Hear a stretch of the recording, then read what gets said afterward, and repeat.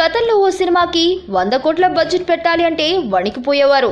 కానీ బాహుబలి పుణ్యమా అని ఇప్పుడు బడా చిత్రాలని హై బడ్జెట్తోనే తెరకెక్కుతున్నాయి. 100 కోట్ల బడ్జెట్ నుండి 150, 200 కోట్ల బడ్జెట్ వరకు పెట్టుబడి పెట్టేయడానికి నిర్మాతలు రెడీ అవ్వడం ఒక ఎత్తైతే, ఇప్పుడు బడా సినిమాల ప్రీ రిలీజ్ బిజినెస్లు కూడా 100 కోట్ల మార్కుని దాటేసి ఔరా అనిపిస్తున్నాయి. 70 నుండి 80 కోట్ల బడ్జెట్తో తెరకెక్కిన చిత్రాలు 100 కోట్ల పైమాటి బిజినెస్ చేస్తున్నాయి. ఇప్పుడు ఆ 100 కోట్ల మార్క్ కూడా బాహుబలిని చూసిన తర్వాత చాలా చిన్నదిగానే కనిపిస్తుంది. ఇప్పుడు పవన్ కళ్యాణ్, మహేష్ బాబు, ఎన్టీఆర్ సినిమాల బిజినెస్లు చూస్తుంటే అంచనాలు మించి జరుగుతున్నాయి.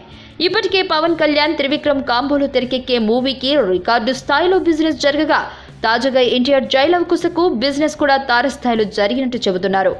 ఇక మిగిలిన మహేష్ స్పైడర్ చిత్రం బిజినెస్ చూస్తే మాత్రం కళ్ళు తిరగడం ఖాయమంటున్నారు.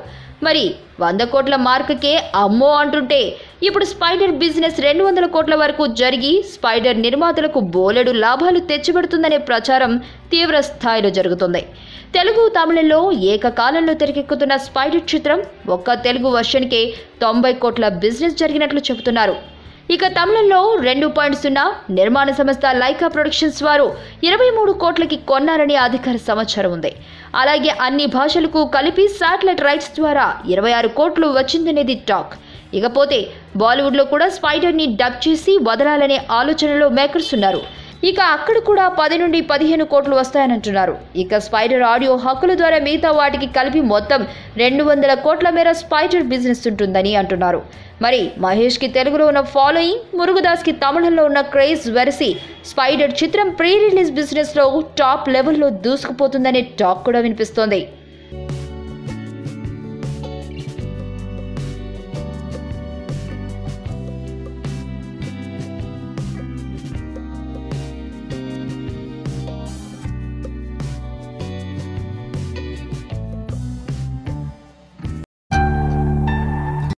ఏయ్, తాగిందేనా నువ్వా?